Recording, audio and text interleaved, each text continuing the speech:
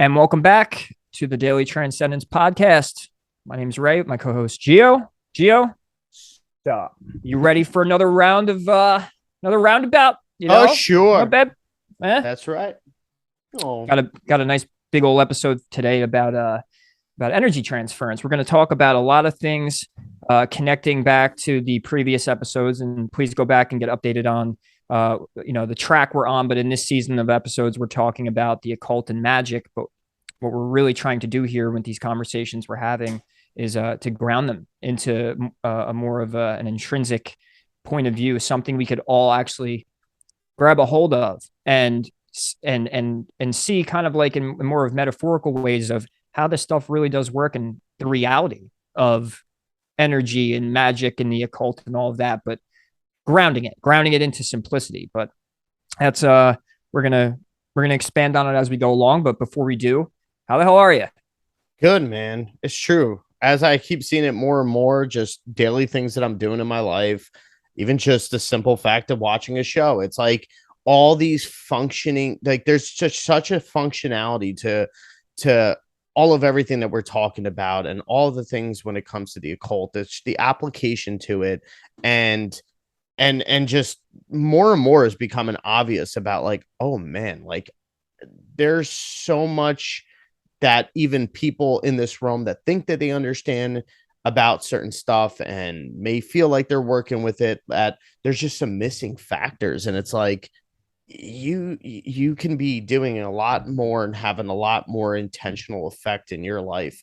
And yeah, I just feel like this next part, um tapping into it, like it's really going to expand more so of a mind on these things when it comes to the um this energy transference. Now that we're speaking about it, since we've said through rituals and understanding locations, certain monumental structures in place, even how it affects human consciousness, and even how consciousness like exchanges through not only objects but also us as people, almost as being objects, and then the whole cosmic understanding of that influence as well.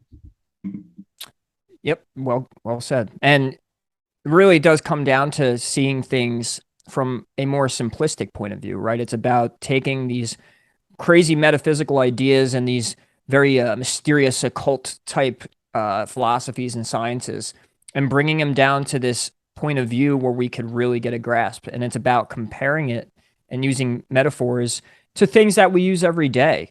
Like with the last episode, talking about how we're like Wi-Fi routers or modems and how energy is being transferred between human beings. Just like there's energy being transferred from the sun to plants, and how the moon is having effect on the tides. And we all know during a full moon how there is a tendency for people to act a little more erratic and crazy and stuff like that. So there's this main focus of the dynamics of energy being transferred and consciousness being transferred via the ether or whatever you want to call it, the medium, where we're having this conversation constantly with the world around us, the people around us, the people that are not even around us, that are thousands of miles away, but we could still somehow get these spiritual messages that connect, whether it's people we're connected to on an individual basis that are more, or that are play a very important role in our lives, down to the collective, and how we're all having this collected reality, I guess you could say, of where we're experiencing life as a whole, but then we all have our individual realities that we're all having ourselves. And with the people, when we share these realities, we're sharing. And we'll expand on this for the lack of better words, we'll just use the word energy. We're sharing energy and we're sharing consciousness with each other. And Gio and I do believe that this has a big part into how things get manifested. How it's a huge component of connecting the dots with something like astrological sciences and how all of that works, how astrology works, how manifestation works, group dynamics, how they work, and how things are manifested through a group of people or a collective itself. And so the overarching conversation to be had here is, how is energy being transferred? and in what systems can we explain how this happens, maybe even on a smaller microcosmic scale, and then bring it to the macrocosmic scale of this is happening on the earth. This is happening all around. It's the same thing as this, taking that smaller idea and making it the big idea because as above, so below. Yeah, absolutely. I agree. I mean, I think a great way to be able to do that is by, maybe observing some of the macro in that sort of sense. So like especially when we're talking about in these ordeals when it comes to the earth's grid and ley lines and rituals and occult matters in that sort of sense, like I think a good way to position yourself as far as looking at the macro is just looking at the overall system. That's why I think that earth is like a huge like scientific instrument with sites placed all across the landscape, and there's these connecting and they're connecting energetically, astronomically, and just in the scientific system to bring this sort of enchainment or enchantment to the people, to the land, to fertility, to animals, farms, plant life, all of that stuff. And it ends up showing you how it's a spiritual science. Yeah, the microcosm of this is, say, the human body itself. I brought up last week with the cells communicating via electrical circuits and vibrations and all of that. And so when people think, as above, so below, it's not just astrology. It's just as above, as in as the bigger picture, so the smaller picture. And so, like our nervous system and our body is communicating signals, telling us when we are experiencing pleasure, telling us when we are experiencing pain, emotions, and all of that. Like, what are emotions? Why do these chemical reactions happen? What's going on in the body that there's these conversations being had, this information being transferred? And so, when we look at the human body and the nervous system, even with neural networks in our brains and all of that, we're looking at electrical circuits and information being passed through. And with that, if you look at that dynamic of the way the body communicates, and the fact is that we come from the earth and that our bodies are built from the earth, we are little microcosmic scale happenings of the earth, and so that would mean the vice versa is that the earth is a macrocosmic version of us. So we see, and we're going to talk a lot about ley lines and geomancy today and the transfer of energy on the macrocosmic scale, which to me, in my own, from my own perspective at the moment, and I'm most likely sticking with this, is that the earth has a nervous system. And through this nervous system, we call ley lines and dragon lines and all of that. We have these big pieces of information, big pieces of consciousness that are traveling through the nervous system of the earth and then actually distributing this energy then to the consciousness in other areas through these lines. And it's a big connector because what it's doing is showing is how could something over in, say, Europe or on the opposite side of the planet be affecting me?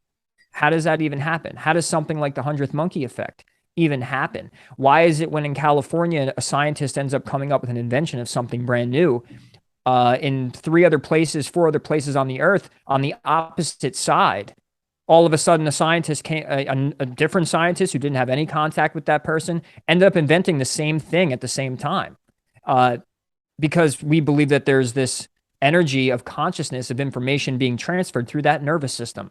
So you look at the bigger scale, but you actually can observe it from the smaller scale, and scientists know this. We when we examine the atom and the dynamics of everything on the smallest scale of just normal physics and science, you could then look at it as like even with the solar system being a big neutron or a big atom, and the planets are working like a big atom, and they're going like electrons, protons, all of that.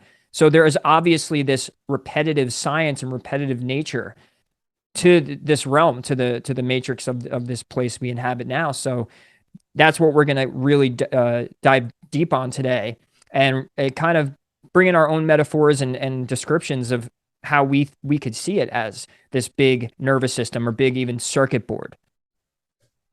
Yeah.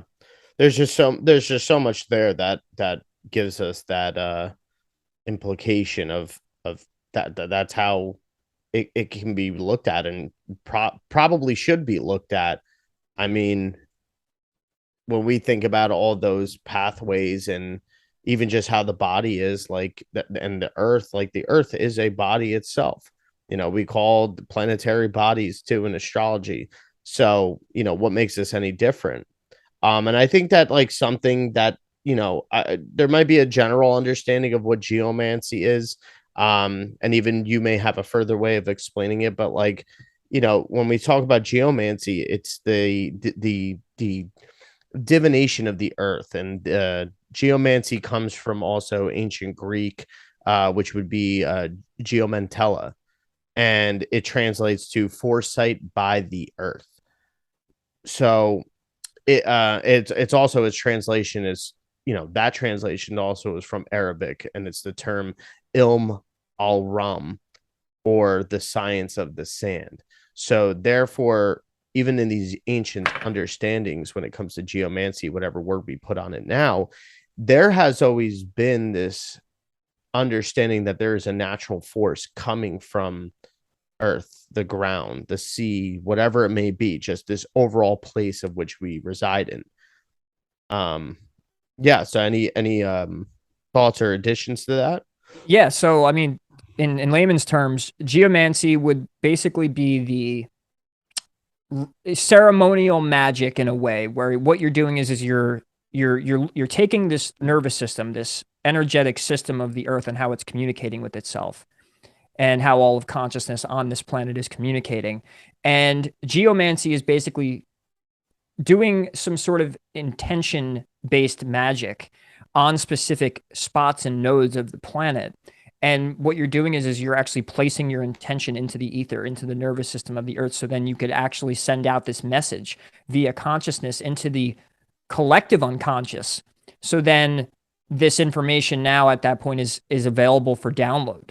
Look at it as kind of almost like an iCloud as well. So it's a way that we could all talk energetically, and how the earth can communicate it with itself. And that's why I like using the metaphor of the nervous system, because if you think of your nervous system, that it's connecting every part of your body, bringing messages to different places. Mm-hmm. And so if you have something that happens in, say, your leg or your foot, like you stub your toe and all that pain goes to your toe and then it gets bruised and all the blood has to rush there and all of that. How does the body know to do that? Because it sent a signal and said, into the brain, and the brain being the control center actually, does the working that information out. And then through its deciphering of that information, then it tells the body to actually do what it has to do to work on the bruise in the foot and all of that and the pain, and to give the signal.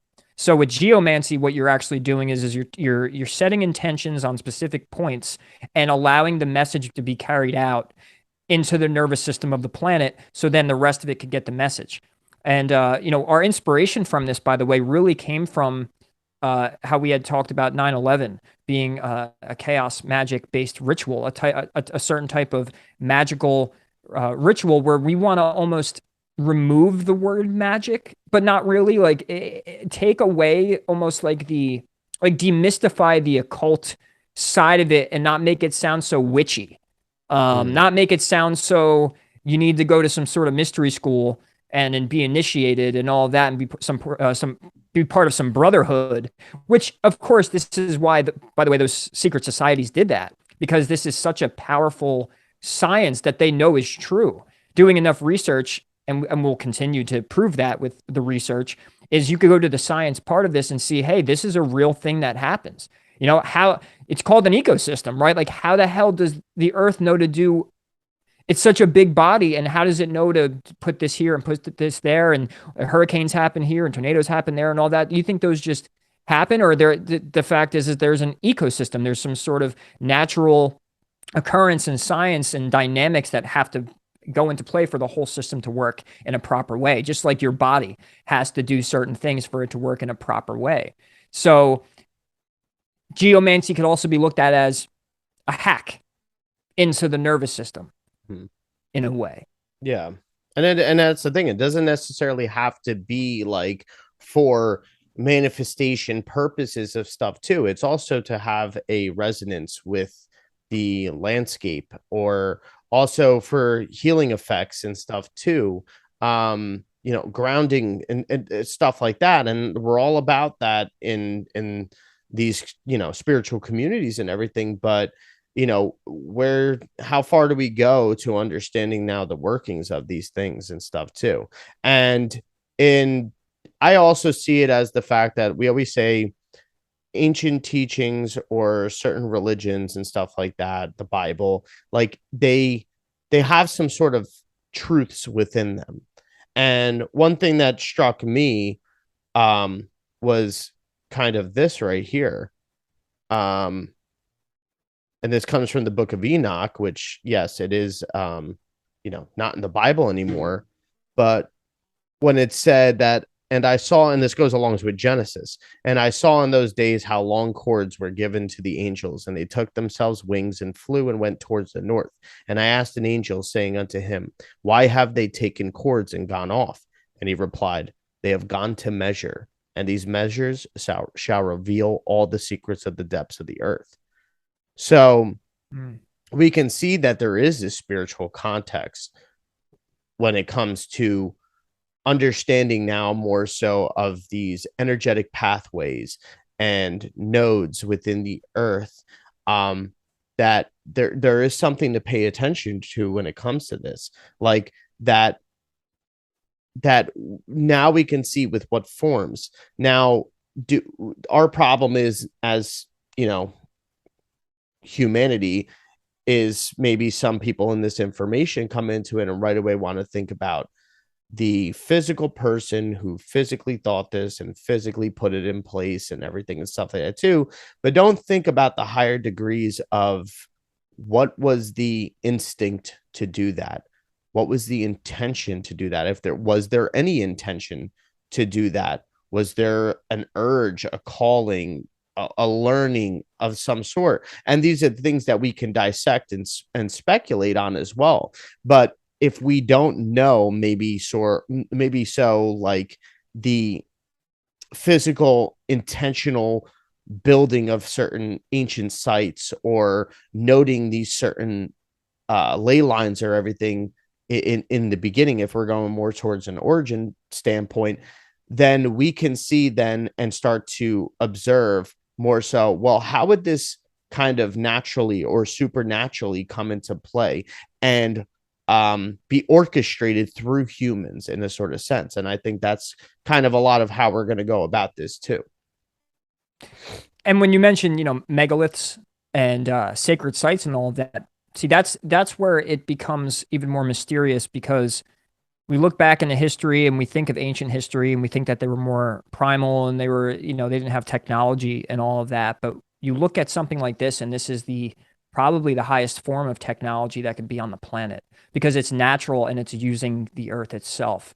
And these sacred sites are actually on points called nodes, where energy basically culminates into this vortex type of area. And it almost, to me, it's from I have a lack of understanding of how nodes and circuits work in electrical devices and all of that.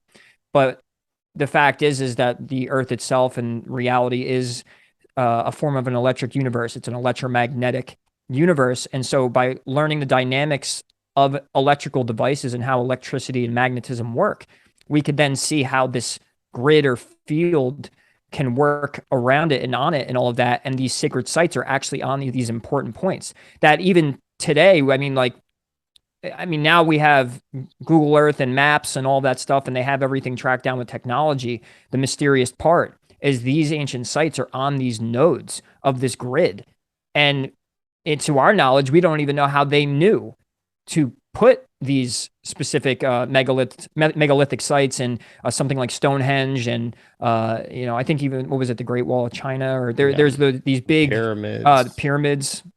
Yeah, and they were placed perfectly on this grid. And so if this grid is expelling and dispersing energy from these nodal points, how did they know to build them there? And then what were they transferring out into the collective conscious nervous system?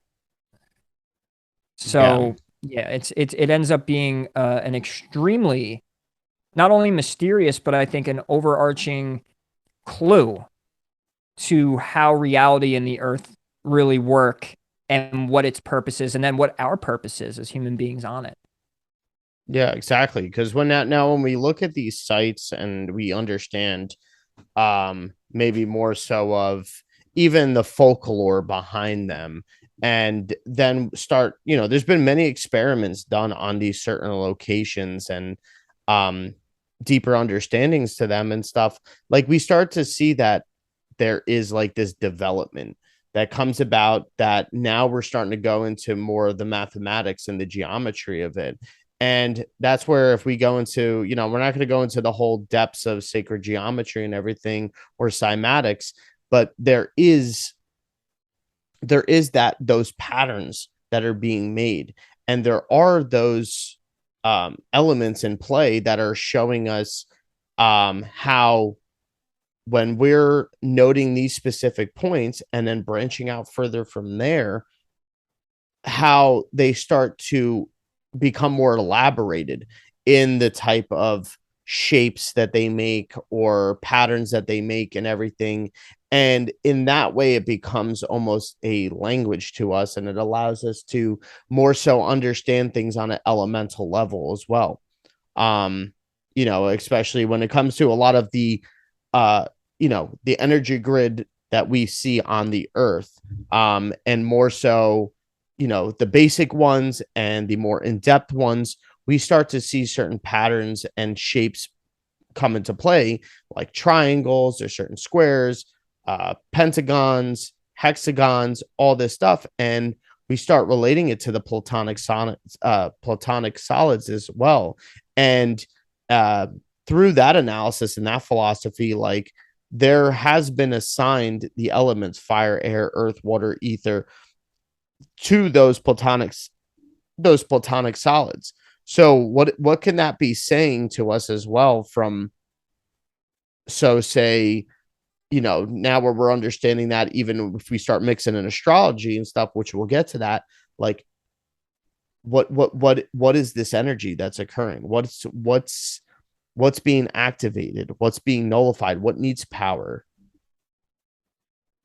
And the, not only that, but what's the purpose? And how could it be used and harnessed? And obviously, with anything like this, anything with science or the earth and nature and all of that, and especially if we're including occult matters and magic and all of it, obviously it's a neutral thing in itself. It's just a system in place. It's something that could be used. Good or bad doesn't exist with this. It's the human intention will only color in what the usage is. So by us understanding the dynamics of it and how it actually works, the mechanisms, we can then decide what's good or bad or how to use it. It's like the tool analogy. If you give me a hammer, I could do many things with it. It could be good or bad. Same thing with something like this. So what's the purpose? How does it work? How could we end up simplifying it down to the point where everybody else can see that not only is this a real science, but that there is magical implications? And saying that, all that really means is how is this affecting matter and consciousness? And how is it bringing about changes on the planet and changes to the humans that are inhabiting the planet too?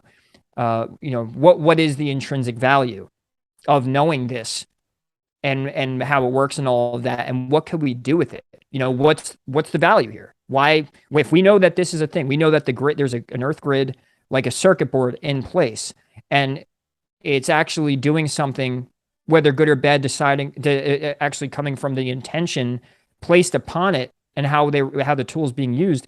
We do gain an intrinsic value. We do gain some insight on how, oh wow, that with these etheric conversations that are happening, no one can hide from the fact that, well, this doesn't have anything to do with me or anything to do with my life. Why should I care about this?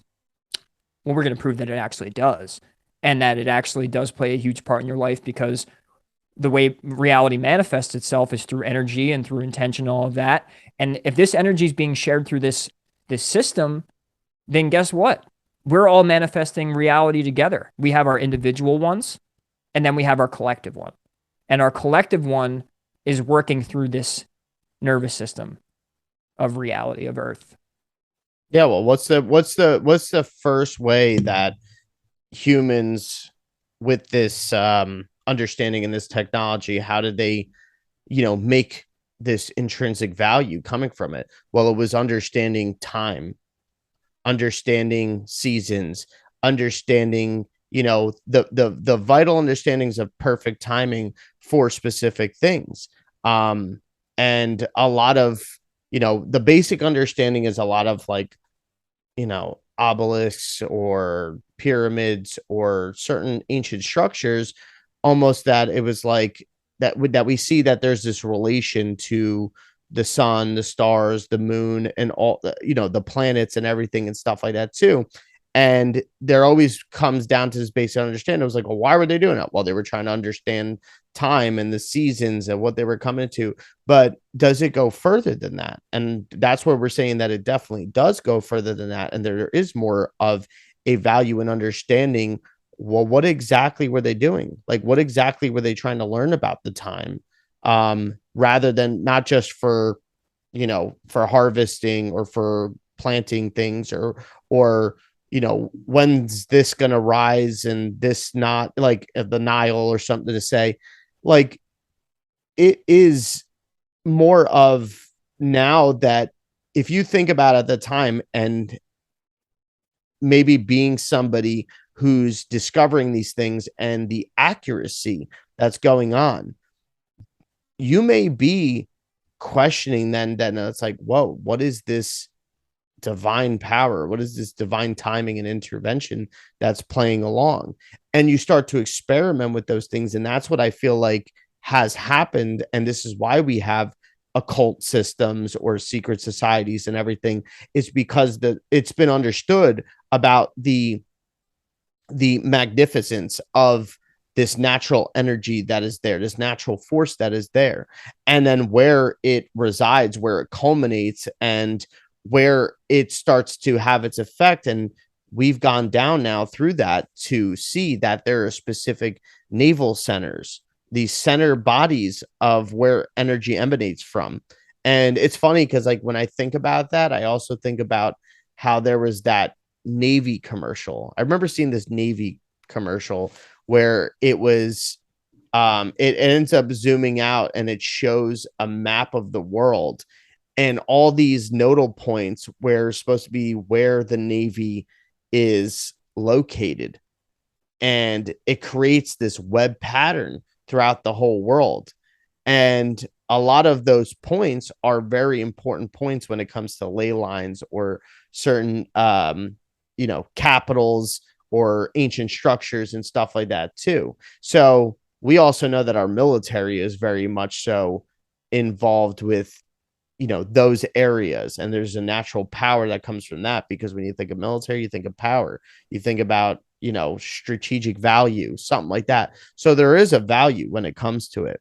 um and yeah, dude, I just think it's so fascinating when we start thinking about more so of now when we see these certain things that we've called maybe, some sort of mass events of mass rituals or whatever and stuff. The question comes up, can this be done in this specific place for a specific reason? And if so, who's doing it or what's doing it? I think that's the other question though too. What is going on? Like, why is that happening? You know?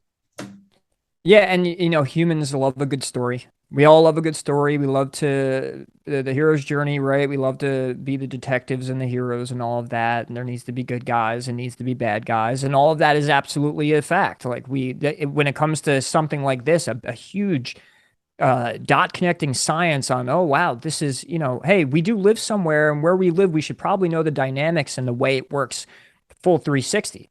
But what we want to do is put a narrative, and a lot of people get turned on by that, right? Oh, who's doing it? Why are they doing it? All very extremely important things. But if you don't know what's actually being done, how can you then point out who's doing it, or why does it even matter at that point? It's like you're under attack, you're in war, and you have cannonballs and whatever, some sort of weaponry being fired at you and all of that. Are you worried about are you worried about who's doing it at that particular point, or are you actually worried about the attack itself first? Are you Are you trying to go investigate and go see who it is that are firing these weapons at us? Or are you trying to figure out how you can defend yourself first, learn what's actually being done at that particular point so you can create a defense mechanism and attack and tactics, and then you could then investigate on, say, oh, who's doing this? Why are they doing it? What's going on here? You know? But I do find more of this thing we do as humans, this turn on the narratives and all, it I think gets in the way. And I've been emphasizing this now for 2 or 3 episodes. On For me, the narrative is I am very curious. Who are the bad guys? What is being done to us? Are there these mass rituals happening and these big events and all of that? But I'm more so get attracted to, well, what's happening and how does it work? And then I'll go after, well, then who do I think did it and what and why are they doing it? But if you look at the results of, say, something like last year with the Travis Scott concert and all of that, you had the 8 flames and the 8 kids passed away and all the little thing. We can go into that at some point, but there was so many dynamics and symbolism and all that stuff within that night alone of that concert where it seems very ritualistic. And you got, YouTube channels and conspiracy people and all that going, oh yeah, it was a blood sacrifice ritual and they have the one eye and see you on the other side and all that other stuff. All valid, all very important to the narrative, all very important of, oh God, what's going on here? Those are clues. But there's still something that's overarching that. There's something beyond that. And that's, how are they doing this and why? Why would they do it in the sense of what's the mechanism? What's happening here? And then we could then focus on. So with something like this and what we're talking about, we're going after that, right? We're going after, how does it work? What could be actually going on here? Because then we could create our defense mechanism or go on the offense and say, oh, wow, there's these spots that emanate a lot of energy. And when you do specific things on these spots, that the energy itself gets then distributed out to the mass consciousness, affecting the world and affecting how people think and all of that. This could be played into everything that's going on now with COVID, with the jabby jabs, with what happened with the concert, what happened in Las Vegas, what happened on 9/11. When you go into something like this topic and you realize that, oh wow, I didn't know about geomancy. So rituals and ceremonial magic is done by people that are in the occult or in occult societies, and they're doing it to manifest and to bring about some sort of intention and bring upon their will upon the planet to get an outcome they desire. So if that's the case, well, then it's probably important to understand how that works, because then what are you going to do? You find out who it is, but you don't even know what you're getting hit with and how it's affecting you and how it's culminating into some sort of manifestation that's actually affecting all of our lives and our consciousness and our minds and all of that and our well-being. And so the balance here is, well, we have astrology, which we know it impacts consciousness and the way things manifest on the planet. And then we have manifestation of humans themselves imposing their will and their energy upon the matrix, and it then in turn manifests. So you have astrology manifesting things, we manifest things, but now we also have energy being distributed out on the earth by its own little circuit board. And with that, we're gaining a key component to see how we could be co-creating and being influenced by things that we are not aware of, would be a good way to put it. Yeah. No, absolutely. I mean, that's why I think that in this physical reality that we're in, there is a reflection. And if we look at the geomancy in this way, like that, it is, and the ley lines, that it is a reflection of kind of some sort of makeup on the spiritual realm level, like of the unseen, the supernatural in that sort of sense. So if they are, like, there is this system that's in place already that is trying to be used or also acts on its own, that allows, it allows the etheric concept or conceptualization of what wants to be manifested and is materialized then into the physical of some outcome or this desire and stuff. And when something like that happens and how this manifestation process happens, you always have to look at more so of nature and natural effects. And when we see that, it's always this natural event of a birthing process, of a procreating process, that there's a merge between a intentional generative energy with a receptive and culminative energy and stuff. There's always the sperm and the egg in the womb, and you know what I'm saying. And like, and when we look at that, we can see that as this energy transference now when it comes to bigger things. And I think that's also what we get from a lot of the symbolism. Why do we see all these phallic structures erected and stuff too? Well, think about what the story is with Horus, uh Osiris. Osiris, Yeah. and you know, being buried and then taken out, cut the dick off, and you know, now we're now we're bringing that shit everywhere with us, and it's based around Easter when it comes to you know, fertility and eggs and slaughtering chickens and babies, and you know, it's just this fertility process. It's always coming back down to fertility from what I've noticed when it comes to anything.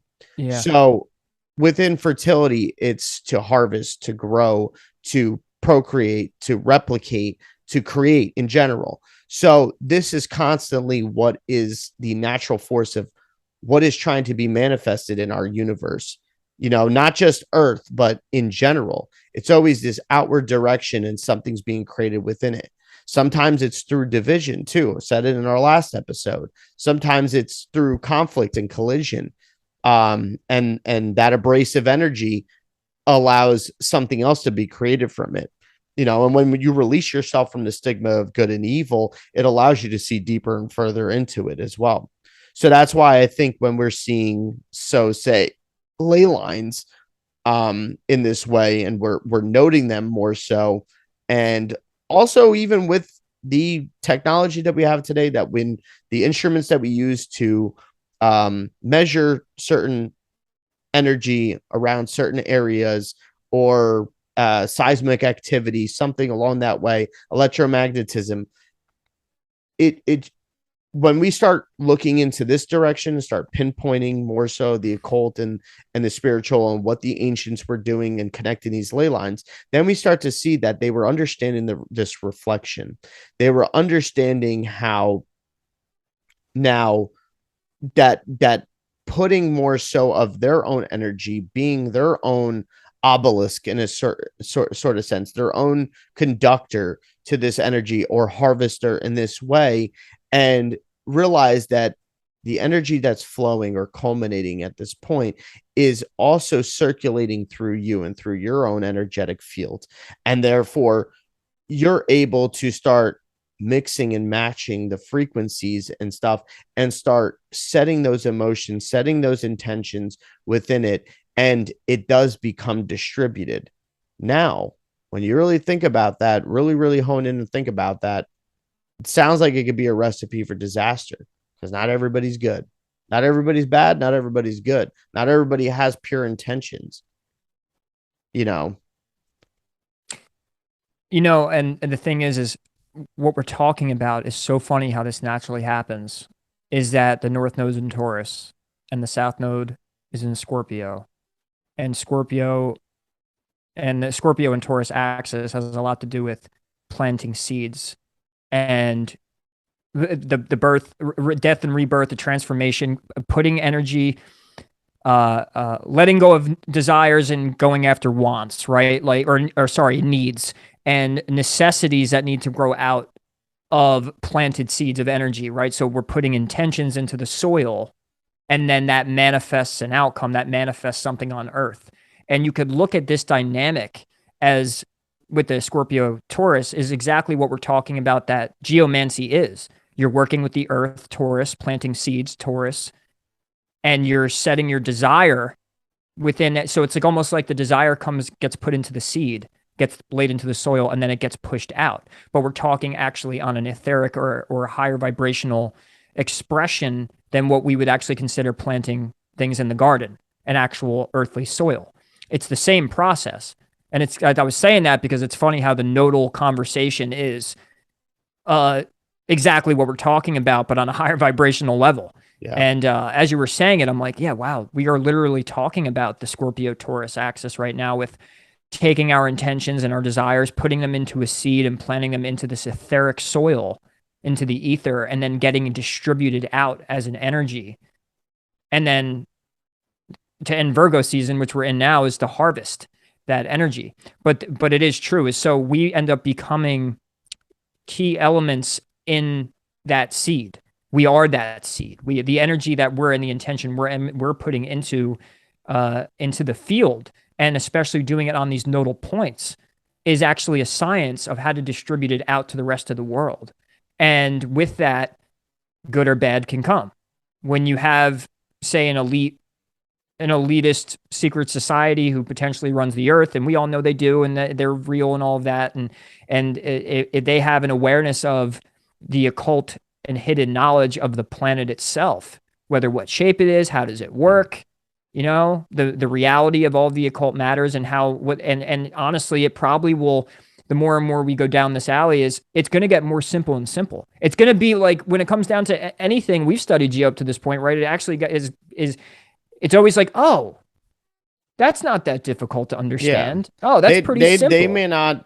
may not be fully in depth, some of these people that we think about or bodies of governments, but these higher up people that we constantly want to blame, I think in all fairness that they have an understanding on the magnificence of what's beyond them and what's beyond them in this world. So, therefore, in the sense, if they can just understand, well, okay, well, how does it, you know, what do I have to do to receive what I want through this system? That's all they have to worry about. And they don't have to give a shit about the people or peace or anything and stuff like that. If they haven't cleansed themselves, if they haven't cleansed their purity of thoughts and like haven't gone through this process and are living by these lower intentional frequencies and stuff like that too, then they are going to perpetuate that very thing. And they have the means to do it more so. Why? Because they know whether they know exactly the deep hidden shit and reasoning behind things or not, they know that in this capital, in this country, in this area, there is a significance and importance and a value. And Mm. and if there's a connection, right? You need the resources, so the resources are over here, right? Already you're making that connection. You're creating your own ley line in that sense. But if there's a way or something that actually connects that place to where you want those resources to function, I bet you $100 you could look deeper into it and see that there is a specific ley line, and that there is this giant web, and that all cities are born out of this one womb. And that's where we could go into the whole thing of how, it's all born out of the whore of Babylon. All kings come out of Babylon and stuff like that. So, but Babylon can itself be this consciousness. I was just saying to Ray before, um, when think about it, we always constantly call God the architect of the universe.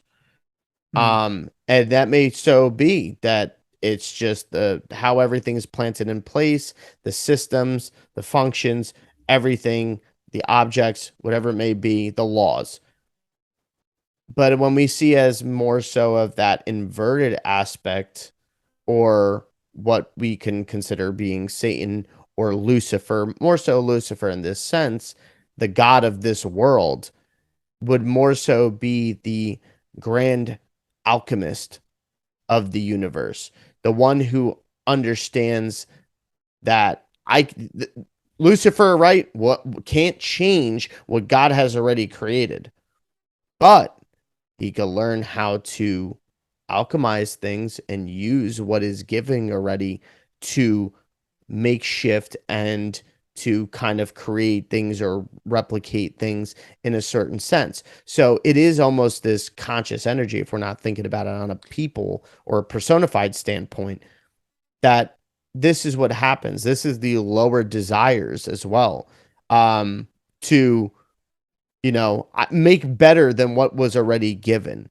and not, and taking it into own personal intention rather than understanding the unity between all consciousness, and that to come from that intention of creation, or so to say.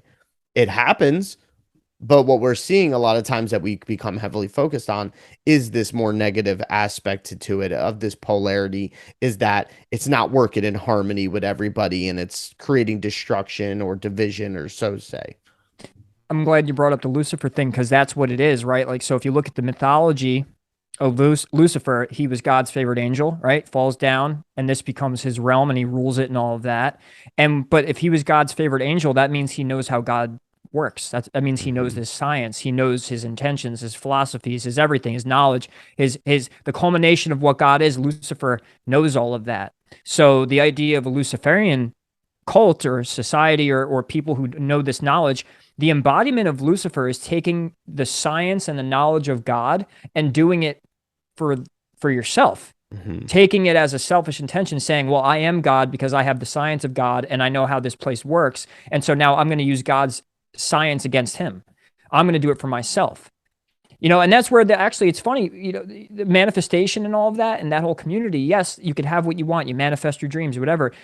But if you're not careful, you could actually be part of the Luciferian dream, Mm-hmm. because you're going against natural law at that point. If you're not asking of the right things, and you're not asking of things that play in part to the spiritual journey of humanity and the spiritual journey of yourself. And so Luciferianism, and what people have this whole, this mystified, like, oh, there's this cult and they're elitists and it's the Jesuits and there's this Luciferian society and they're trying to control the world and all of that. Yes. But people also condemn then the occult magic, or occult knowledge, when yet no, the occult knowledge itself was actually God's science in its own. The application being used, taking God's science and applying it for self, is the Luciferian act in that way. Now, you could be a form of a Lucifer, I guess, in a sense, but maybe have a different mythological name to it, where you take God's science and you work with the divine, which I think that's theurgy. So if you learn, say, divination, like astrology and numerology, and then you actually abide to the things that are put in place by nature for yourself. If you're following what your chart says and what your numerology says, and you're tuning into the vibrations of the ether and the akasha, and what you're doing is you're trying to tune into what God's will is. It's almost like that, where people say there's free will. There is free will, but there's God's will. But with that free will, you have to pick God. Yeah. And there's God's will. So what that would mean is then, let's just use astrology for example, because we always do here. So astrology says in my chart that I should be doing something. It has a whole story built out for me. Now I know the science of it. I could actually use astrology to go manifest all the money and all the females and all the things I want in my life as a man, and I could use it to manifest everything I want to my lower nature. At that point, I'm a Luciferian, because I'm not. If I look at the chart and go, oh, here's my spiritual part of my journey. Here's what I'm supposed to be doing for the collective and for humanity, and how I better myself as a soul. And it's in God's will for me to take these paths, because it's not only good for me and my soul, but it's good for the rest of humanity itself. There would be the theurgy. There would be taking God's will and saying, with my free will, I'm choosing that. And I'm actually using God's science, meaning things like astrology and divination. And so that's where, see, I look down that narrow path, and we've talked about this on one of the previous episodes, is you wiggle in and out of these things where it's okay to be in your lower nature, and it's okay to be a human and live in that lower desire. It's a part of us. But it's also then good to step into the higher self and allow things to take us where they want, where God or the universe wants us to go with it. So it's almost like you have to come in and out and play the game of being a human and being earthly and half animal, basically, but then also living in that higher spiritual realm as well. So there's basically and what I'm getting from a lot of this is the mythological story of Lucifer is being aware of the science of God and being aware of the science of divination and the occult. The occult is not bad, it is just a power. Mhm. Yeah. And Yeah. it's when you're choosing God, you're choosing love. Without personifying things, but once again, this is how our brain works, but you're choosing love. So that means the love within all intentions that you're doing. And yeah, we're not perfect. We are human. Like, of course, we don't choose things out of love sometimes, but do we sometimes retrospect on it a lot of times and realize, that's why we have a lot of times of being like, oh, okay, like I was wrong and apologizing or something in that sort of sense, or trying to make things right. It isn't because we're naturally shitty. Like, it's not that we're naturally shitty. It's just that we are not we are not at that state. That's why it even happens. But the fact that we do embody that grace, we do embody that love, is the reason why we try to make right of our wrongs. So that's what I mean by when I'm saying when you choosing God would be choosing love, choosing that state of emotion, choosing that within all things that you do. And Gio, real Mm-hmm. quick, and define in your own words what you think love means. The thing is that, like, with love is the fact that I see love as being wholeness and appreciation of all things, and Mm. understanding that it is deeply connected to you. But now that's the tricky part, is that a lot of people don't love themselves. So that's where that kind of gets sticky. Hold on, sorry, I'm just making sure my logic, something like glitched, making sure that was on. Um, a lot of people don't even understand self-love, and this is why it always comes back to stop going so outside yourself. You have to do that work inward a lot of the times first before we can start necessarily always moving on the outer scale all the time. But that's what I think that love is. And the thing with the other side of spectrum of love, it doesn't necessarily have to be hate. It is those lower emotions, whether it's fear, anxiousness, hate, whatever, greed, all those things, is those are so prevalent in our reality, in this realm. So we are more easily able to fall into that frequency. It's that easy.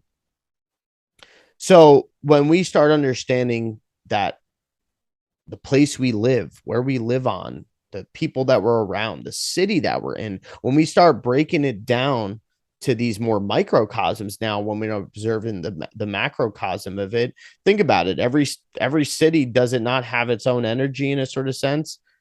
New York, the city that never sleeps, right? That's Yeah, yeah. there is a vibration to it. Just like we were saying, we talked about football games and certain teams and their fan base, and there's an energy to it, right? So it comes down to the same thing for ourselves as well. Is when we're in this, we can start to understand what we need to move towards, what to move away from. And when we start now learning the actual technologies and the mechanisms and the functions of how these things work, um, within our body, within wherever we are in the physical world and stuff like that too, we can start to now even shit, not just move and intentionally work with even our nodal points, but now the nodal points of this earth that we go into and stuff. And we can know which mind frame and thought and frequency we can be in when in certain areas, and the intentions that we have, the actions that we make, whether it is we have certain rituals that we've become able to do and stuff and learned, we can adjust those and to better balance out, harmonize, or harness the energy to create certain things for ourselves. And with the intention of love, it would be creating for all. Sit deeper. And with Unnecessarily deep. Didn't mean to be like well, no, that's always going to happen. That's literally part of the show. But so walking into say an age like Aquarius, Aquarius rules networks and it rules the ether. So it would make sense that around this time when the age is shifting into this vibration of Aquarius, we're starting to see how the ether works and how the energy is distributed via the ether. And just to think, right? So going into something like this and realizing it's a true reality and it's a technology and it's how things work. A lot of little like philosophical things start to make sense. Like if you change yourself, you change the world. Your reflection to yourself will reflect into and the reflection of yourself will reflect back from the reflection of the world itself, what you're getting back in the mirror. And if you don't think you can have an impact on humanity or your next door neighbor or your family or your friends or anybody else, if we discover that there's this energetic and dynamic system going on where there's conversations being had via energy and consciousness, when you do change yourself, you do change the world. Because now you're starting to actually retune the frequency of the whole planet because it's all connected. And it takes away the whole hippie connotation of all is connected. Remember, I don't forget who made fun of me for we were watching something. I don't know who he was, I don't know who he was with. Someone with a more of a lower mind, and someone said that in like a show. And they're like, everything's connected. It's like, oh, everything's connected, man. You know? Yeah, it is. But not in the hippie sense. Not in the like I dropped LSD in the 70s and we're just all connected, man, and all that. It's not just at that point just rhetoric. It's a legit science that we're starting to learn in this age of the ether, in this age of Aquarius. Also, the phrase for Aquarius is I know, where back in the age of Pisces, which we're exiting at the moment, it was I believe.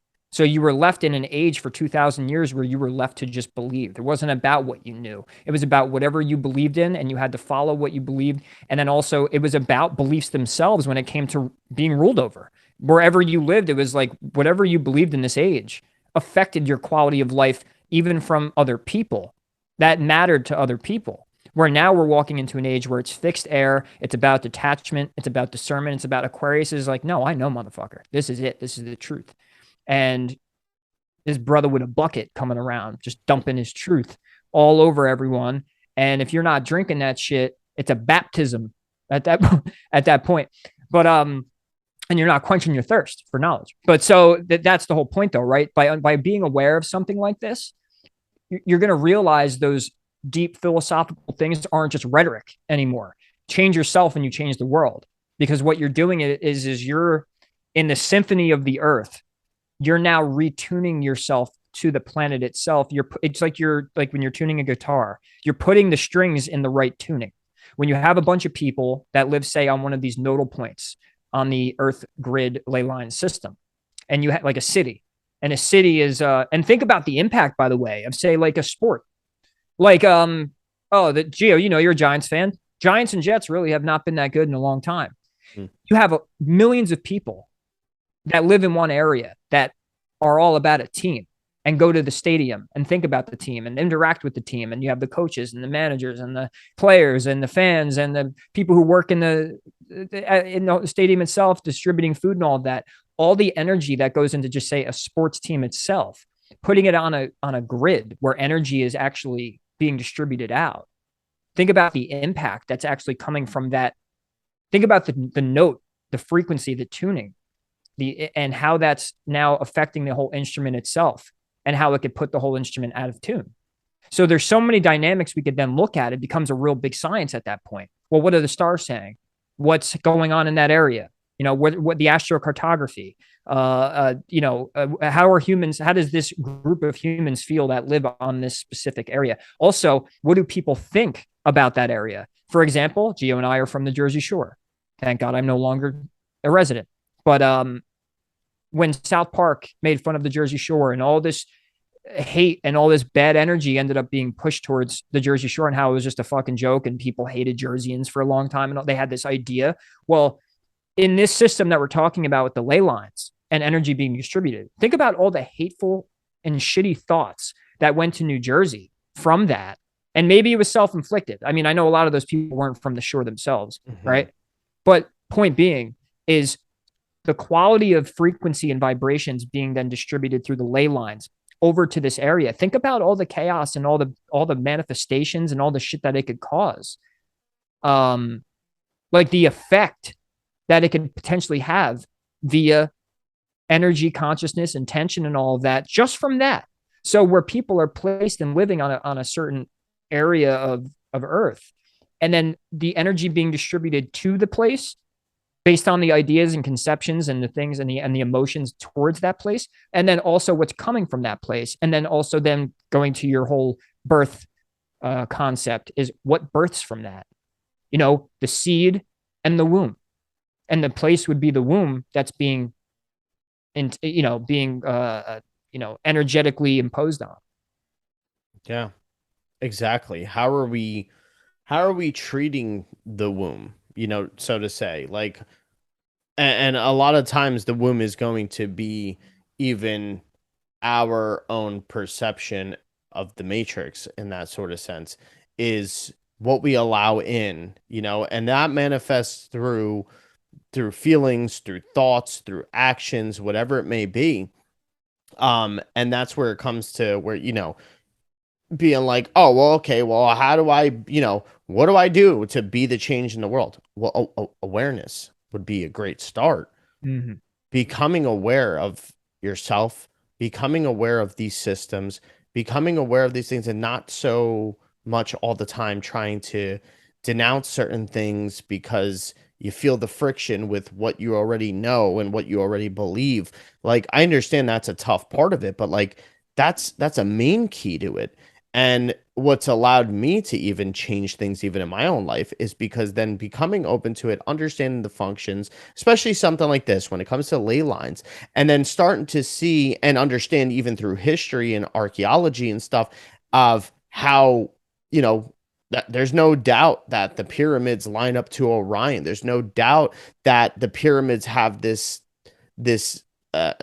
seeming position along with um all other sites and structures that are pyramid like, or the tetrahedron, across this same linear part of the world that almost creates this one major axis.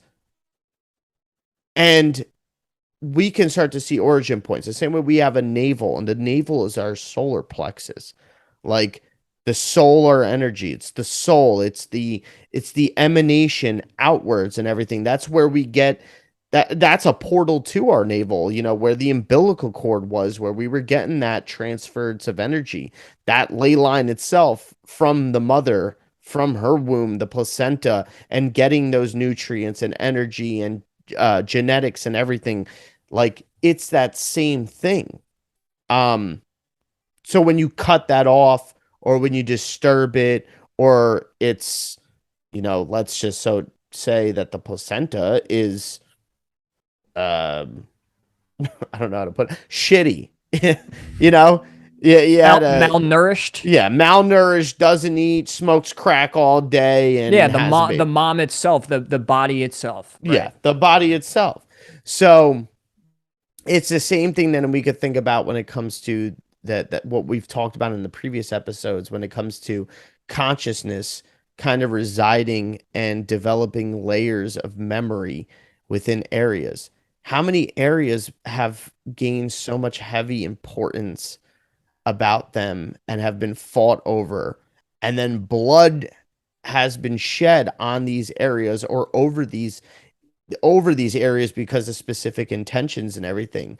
Right Leaving there, you have, you memory don't, imprints. yeah, I don't think most people fighting these wars in these areas were thinking about like, uh, this is going to be a blood sacrifice. No, but it just was in a sort of sense. And let me just interject, because Mhm. what also then, if a war happens on a specific spot and there ends up being a memory imprint on that, where it actually tends to remanifest itself due to a cyclic memory point.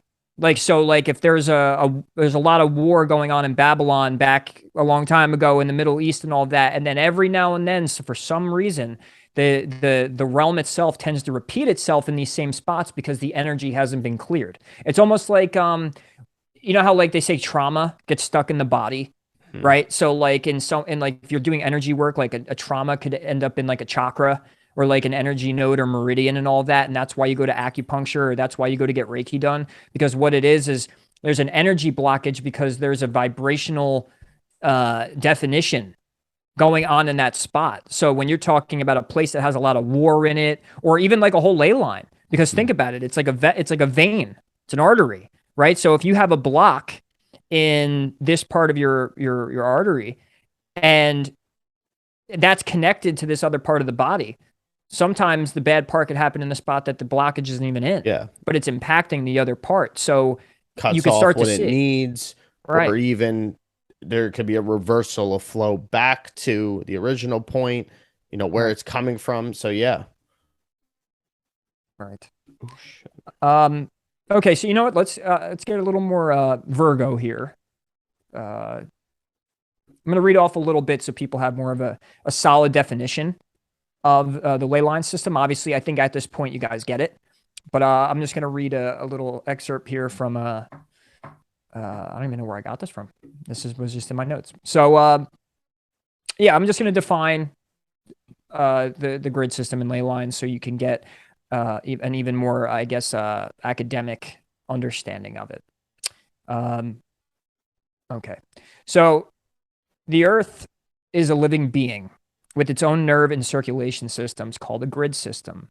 The grid is the energetic lattice that covers our planet. The crystalline grid is a term used to describe the electromagnetic field of universal light consciousness created by sacred geometry. If Mother Earth was a computer, the grid would be her Windows operating system that runs the program called Planetary Ascension. The grid has energy lines called ley lines that provide every living being an ecosystem on Earth with the cosmic energy needed to exist. Ley lines are currents of positive and negative energy that flows in a grid pattern around the planet. Any structure or being that this energy passes through will be affected, such as humans, animals, plants, underground streams, and minerals. If we stand in one of these areas of high energy, we will be affected both physically and psychically. There are two great ley lines circling the Earth. They intersect each other to form an infinity symbol or figure eight flipped on its side. One ley line is yin and called the rainbow serpent. The second ley line is called Quetzalcoatl or feathered serpent and is yang. Located on these two lines are 8 earth chakras and 12 planetary gateways or vortexes. We call these power spots. All over the planet, there are vortices, points where energy lines meet. All ley lines meet at intersecting points, forming a matrix or grid across the body of the planet.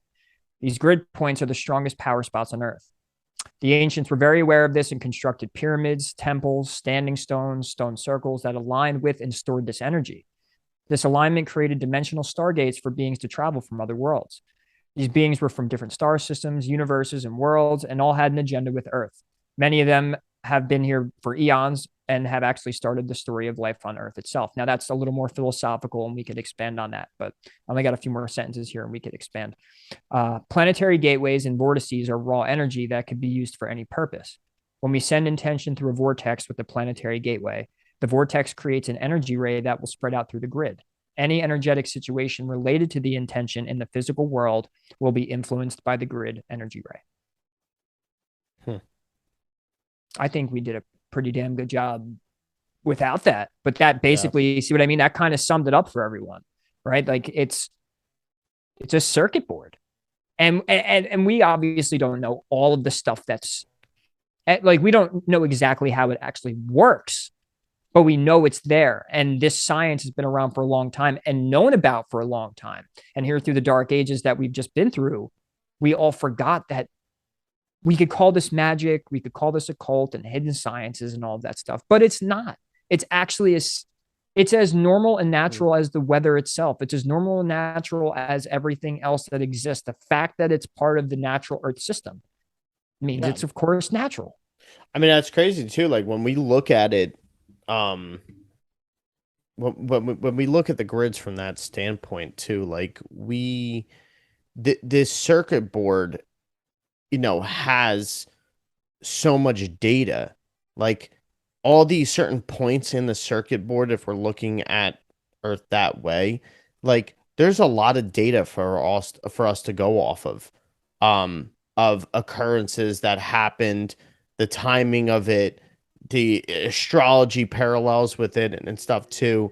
All these events, like we can actually start seeing what culminates around that, and that is a scientific experiment of its own to understand like kind of what is this cause and effect that happens. And we said this in the last episode when it comes to that, this is the these are the cultural synchronicities that kind of come about that we see and everything, the symbolism constantly showing up, consciousness headed in a certain direction, whether even if consciousness seems like it's split and we have very two separate sides of things, and when it comes to how we think about things, that's that is something we can realize and understand deeper about when we're looking at the earth in this way and the grid and these certain ancient sites, and start understanding the history behind them, the folklore behind them, the mathematics behind them.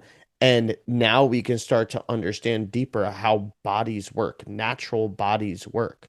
And if we're coming from that standpoint of saying like that, okay, well, a lot of people like to go and be devil's advocate and be like, yeah, well, I mean, if there's a God, why create a system that's going to, have so much destruction that's easily able to be enabled? Like, well, that's the thing. Once again, it comes down to that origin point. You have to think about origin point of human consciousness. What is human consciousness even attached to? It goes back to the same thing we are saying before about, oh, if God is the architect, then Lucifer is the separation from God, the polarity point of God that understands God and decides to alchemize using God's tools and materials in whatever way that he wants to do it. He's not doing it to accordance to God's laws. So that's a conscious frequency that we can understand, and understand how others get consumed in that conscious experience and start having that perspective. And sometimes unconsciously too. They become infatuated with status, or become infatuated with thinking that they see this greater good, but fail to look at other uh, other things that are going to occur and other implications from certain actions. And that's how we get the good versus bad. Because it's all about us creating the story. There is God's will, but there's our own will that we can implement into our lives and into the collective. And I think good and bad, of course, is needed, because then you need the contrast, or this place isn't what it is. And of course, you're going to always have imbalances, and it's always going to sway. And the bad, in my opinion, has been in control for a very long time, and due to ignorance on our part. And of course, there's a period of time where we were unable to learn this. It was either illegal, or you'd get killed, or you wouldn't be allowed to, and it'd be blasphemous, and you'd be burned at the stake. We did an episode talking about, the witch trials and the Salem and all of that, and talking about what happened astrologically. And what's ironic is you could see the good and bad play out even in the astrology charts. You could see the what is available energetically at that point, but it wasn't destined, in a sense of like the way it happened wasn't like that was just God's will. God has this soup of energy it gives to consciousness, and of course, let's just and we're back. Just Mercury retrograde moment. Yeah. I got disconnected, and it was actually legit. It said there was suspicious activity on my account, so it logged me out of the session. Like, yeah, way to go, Zoom, jerk offs. But I was making a point, and Gio, you're recording on everything? Yeah. Okay. So I was making a point with, if you're a religious person and you look at the world as good and evil, God and Satan and all of that, and you could say with certain people, be like, oh, well, if you're religious, how could God be so evil and all of that? I do think it does have more of this discerning and detached system where humanity itself and the cycles that we're going through, we have to work with the ethereal soup of it all and decide what's good and bad through our intentions. And obviously you're going to go through periods of time where we're ignorant, where the knowledge gets lost. And when that happens, evil does occur. I think evil actually mainly stems what causes evil at its finest, at its most prime and like dominant factor of evil is ignorance itself. When we don't, and whether it's intentional or non-intentional, when we ignore the facts, ignore the magical implications of this world, when we just think everything is the five senses and the physical, then yes, bad things and evil things do happen. But when it comes down to it, if you step outside the dogmatic point of view and not look at it as good and evil as in God, Satan, but you look at it as is we have almost the effect on life and reality itself through the intentions of humanity, and the most dominant intentions will then manifest themselves via life and experience and reality itself. So if you're in the dogmatic point of view, of course you're going to be worried about what's good and evil. That doesn't exclude the fact that that exists, that it's good and evil are a thing. They are, but we have more. Uh, we have a lot more to do with it than we think we do. On top of the fact that we go through energetic cycles that do impact us, where we forget, or the so-called evil in the story of the villain. You know, in every movie, the villain gets the upper hand. You need that to have the story. And so we go through periods of time where, yes, it looks like an evil place, but that doesn't mean God's evil. That was kind of like my point I was trying to make. Like, so even if you're religious, that you could see as certain things that God does is, you know, I mean, if you're religious, you're going, oh, well, it's in God's will, it's for the good or whatever. But you have a lot of people that aren't religious going, well, how could God, if your God is real, how could he do all of that? And be so, you know, how could he be evil if he's allowing little kids to die and yada, yada, yada, yada, all that. So it's all about then stepping back and detaching from the dogma and seeing actually how things work. And if we could actually see it from more of this, there's an ecosystem even to the way energy and life itself manifests, then we could start seeing that good and evil are, yes, present, but it's also about the knowledge and the transcendence that we hold as souls to what gets experienced on the planet. Yeah. No, well said. I mean, that's why when we think about it, it is spiritual warfare. Like whatever you want to consider to be demons, demons really are just demons come from the underworld, right? And it's always this lower manifestation of energy in some sort of way that's coming about. There's many different demons, all of them have different functions, all this stuff. Same thing with the angels and the archons or whatever it may be. So when we're talking about this, when it comes to the landscape, the earth we live on, this realm, and understanding the energy transference and the transference through that way, and how it's even conducted through structures and even through ourselves as well, is no matter what, overall, if you understand it from cymatics, from the standpoint of cymatics, and how there is this frequency playing out on the earth, and that's what basically creates its structure of what it is. But when we zoom in on that and understand that those lines that are being made, right, whether we see them or whether we don't, there is powerful energy through those points because it is connecting to the next point to create this reality. And therefore, we can see that it's like, oh, okay, well, you know, if there is a chaotic energy and it's latching on into this certain area and stuff, it's going to emanate that chaotic energy to whatever points it is. It may manifest differently, but this is where we can transmute those energies as well. These are things that we can neutralize, and it comes with working with our own frequency.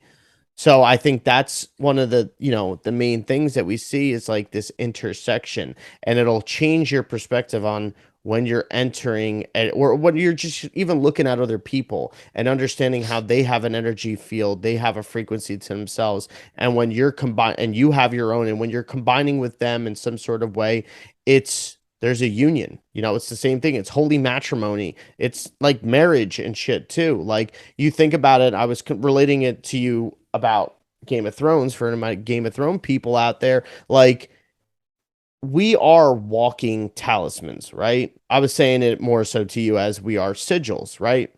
But if you want to put it more so in a sense, it would be talismans, right? We are our own little obelisks, and we represent whatever, whatever ancestors that we come from. that house. Like in Game of Thrones, you're either from the house of Stark or, the house of the Lannisters and all that stuff. You have your symbol too that that you come from. And when you're moving throughout the lands and outside the lands, you're our representation of that house and that energy and that intention of what that house is to do.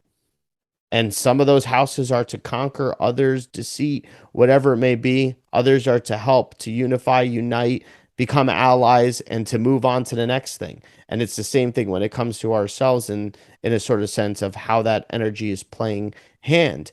And that's where if you could get to more so clearing your own karma, getting to the root of yourself as well, purifying your thoughts a little bit better in your intentions and having just that awareness as to everything you do. This way, you can maybe more so act intentionally. Even when we have our human moments where we fuck up and whatever, you may snap, you may, you know, not necessarily handle things how you want to or feel the way you want to feel in that moment, but you can change those things.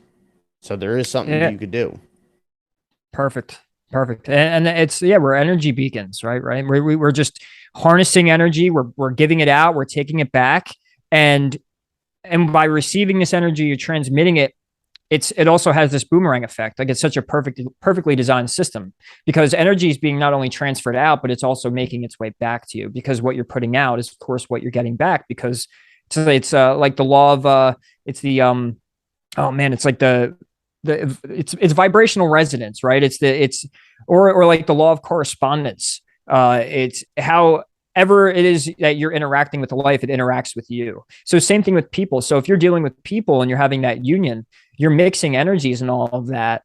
But with that, you're receiving them too with it. So it's the self-circulating thing as well. So it ends up being this whole network of energy being transmitted, transduced, and with this shared energy, it creates our reality. It creates life itself on the individual and collective scale. So this then makes it where it does become this intrinsically valuable thing to know about how energy is then affecting consciousness itself and ourselves and how it's shaping the world. And that's why it should matter to you. And it does. Everything is this. This is an overarching nature of reality, the conversation of energy and consciousness, and then impacting everything else on the planet. And it's then manifesting itself through the reality we experience.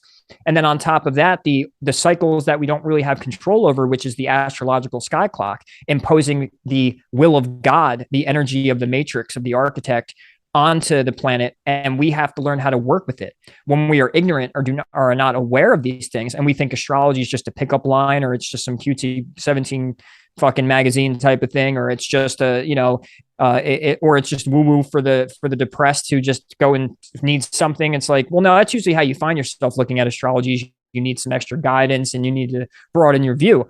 But in the end of the day, it actually becomes just as vital as eating food. You're learning how to consume energy. You're becoming aware of what's even on the plate for you to eat. And by doing that, you know where you can get your nourishment, where you're getting your malnourishment and all of that. And this is what encompasses life through the occult matters, through the occult work. And something like ley lines and geomancy is considered occult because, as we've stated over and over again, the word occult just means hidden. It's hidden knowledge. It's something you can't see. It's in the intangible part of life and reality, just like air and sound and, the ether itself, of course, and magnetism and electricity and all the things that you can't see and witness with the five physical senses. You need the sixth sense. Well, that's all this stuff. And most of the time, occult matters has to do with that sixth sense science of working with the invisible, the unseen, and the forces at work with that. And this is part of it. And so by learning how our own nervous system works, gives us the clue of how the nervous system and how the communication system of the earth works. And that's the value. The value is you can then affect the world and affect your own existence and reality along with the existence of everybody else. And God, if all of us come together at that point and we understand how this really works, and then we impose our will out of love and compassion and be fearless and come together as one, imagine the energy that gets created with that and the nourishment we give to the earth. And then the earth is going to then return it back to us because it's just a feedback loop. Earth right now and the experience we're having with it is only a feedback loop from us. So we have just as much to do with the state of the planet as the stars and the Earth itself as well, and its own cycles. Exactly. It's not just doomed to these overlords and stuff the way it's put and point out the bad guys. I mean, that's why if we take, you know, that whole we take certain events like 9/11 and we look at it from these broad spectrums, whether it's the astrology, the players involved, the intentions behind it, the occult, the symbolism, and now even the geomancy and ley lines and all that and stuff. And when we're looking at it through this lens, though, of because many have looked at it through those areas and stuff, but also don't have this way of unifying it all through this lens of which we're saying is that you can start to learn and build on understanding, even that area that's just the feelings, the thoughts that were going on during that time leading up to it as well. What kind of state was the world in at that point? What was this energetic shift that was going on, and how it even turned into a whole nother shift of energy of what we were kind of how we were viewing the world, viewing ourselves, viewing our stability, viewing our own, perspective on one another, suspicions, the fear, also the times of great unity and love and stuff too. And we can look at that as all being generated from this one epicenter through this one event, this one occurrence. Mm. That's why it is a ritual. And from that extreme to the smaller things in our own personal lives, that's how we can start working on, really making this this knowledge more effective, more tangible, really creating the values that we need to see. And that's our goal. That's it. And as we go on, we'll continually, we went from chaos magic and all that stuff, and we thought about the rituals, and then it just popped in our mind like, oh, you know what? Where's the ultimate connector? And this has a big piece of it. And it's Mhm. an extremely interesting subject that everyone, I believe, if you're in this work, should go check out. And we should learn how to then, because this also plays a part in how we're sharing the energy with the rest of the planet. And that's Yeah. not only then becoming some selfish occult work where you're doing magic and it's just about, I want to manifest and get everything I want.